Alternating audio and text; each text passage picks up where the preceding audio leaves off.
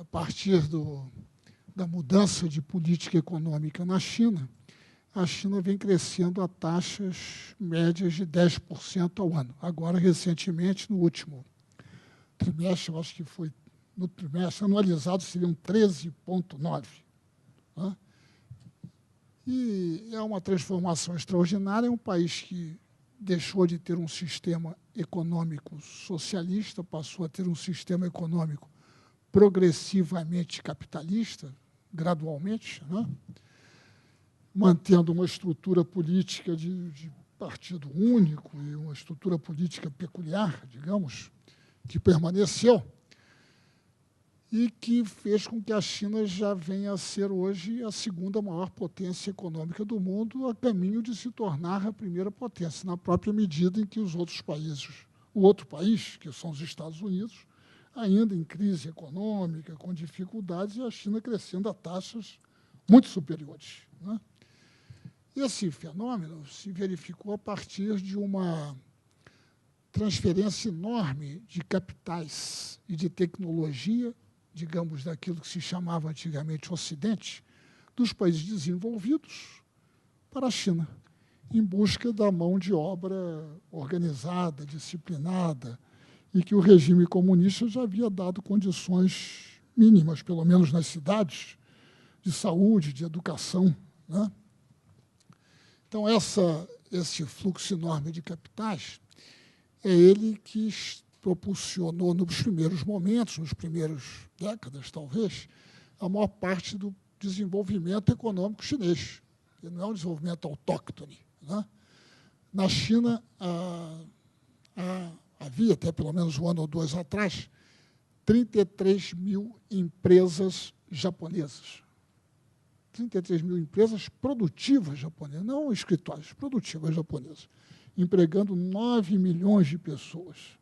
Cerca de 9 mil empresas coreanas e de outros países, eu não tenho os dados, mas também verificamos, ao comprar os produtos, verificamos que muitos produtos de marcas famosas, esses produtos têm aquela marca famosa, ocidental, porém são produtos produzidos na China por empresas estrangeiras. Naturalmente, eu não quero dizer que a China seja uma mera plataforma, porque a sua política relativa a investimentos econômicos diretos é uma política que visa muito a transferência de tecnologia e a transferência, eventualmente, dos investimentos para a propriedade chinesa. Em certos setores é comum ter contratos que, depois de um determinado período, a propriedade passa para a China. Então, é uma política de atração de capital estrangeiro muito orientada, né? Bem, que leva a China a ter cerca de 2 trilhões, mais ou menos isso, né, de reservas, 2 trilhões e 300 bilhões. O PIB brasileiro, eu acho que hoje em dia é de cerca de 1 trilhão e 500, 1 trilhão e 700, por aí. Né? Então, as reservas da China são de 2 trilhões, isso é, e 300 bilhões, portanto, maiores do que o PIB brasileiro. Então, isso dá uma ideia da dimensão da força da economia chinesa. Né? Já talvez a segunda maior exportadora do mundo, e assim por diante. Bem, tendo a China uma certa escassez relativa, né? Relativa de alimentos ou de produtos agrícolas, não propriamente de alimentos, porque a China é basicamente autossuficiente em alimentos propriamente, mas de produtos agrícolas como a soja e de minerais em geral, né? De minerais para o seu parque industrial. Se vocês terem uma ideia, eu acredito, se alguém poderia me corrigir, que alguém que tenha mais de perto esse número, a nossa produção de aço por ano é de cerca de 30 milhões de toneladas, mais ou menos isso, né? A chinesa é de 600 milhões de toneladas, apenas 20 vezes maior, de modo que a demanda por minério de ferro é gigantesca, assim como a demanda por outros minérios. Né? Muito bem. Então, diante de um fenômeno dessas dimensões, que, inclusive, também há uma presença da China na América do Sul, né, e que muitas vezes é concorrente do Brasil na América do Sul, Essa presença da China na África tem objetivos, em primeiro lugar, objetivos econômicos. O principal deles, talvez seja, acredito que seja o principal objetivo econômico da China na África, é garantir acesso a fontes de matérias-primas. Grande objetivo, né? Usando para isso o seu poder de influência econômica e política. Outros objetivos, mas eu acredito que sejam menores, dadas as suas dimensões, é a utilização de mão de obra chinesa na África, mas é um objetivo, acredito que menor. O dado que eu tenho é que haveria na África cerca de 80 mil operários chineses. Diante de uma população de 1 bilhão e 300 milhões, isso não é propriamente algo muito significativo. Ter menos 80 mil operários na China, eles estarem na África, não é algo que impacte muito a situação de emprego na China, né? Mas, enfim, é também um ponto, né? Do ponto de vista também abertura de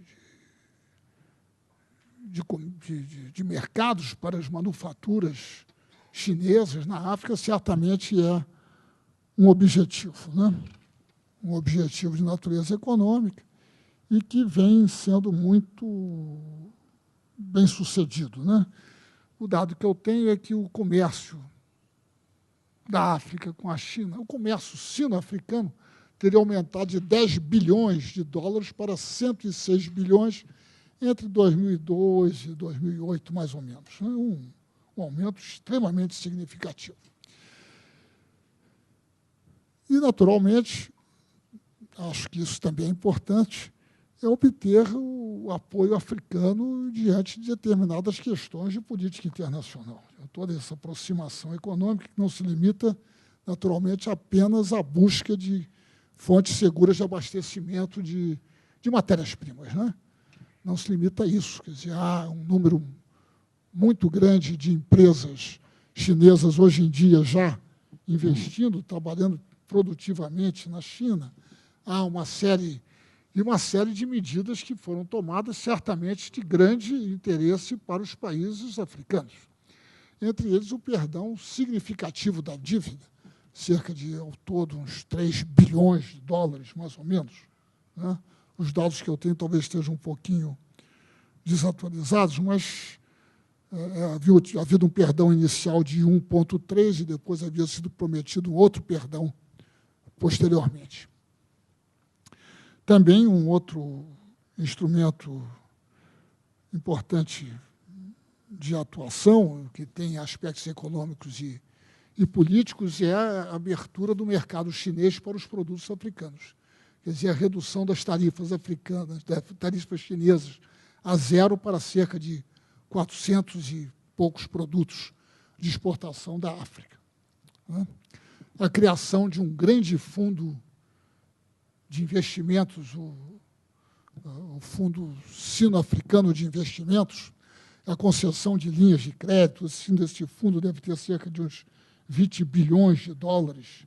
Né? Um fundo, quando comparamos esses números com os valores que o Brasil destinou à cooperação técnica, os nossos valores são muito inferiores, muito, né?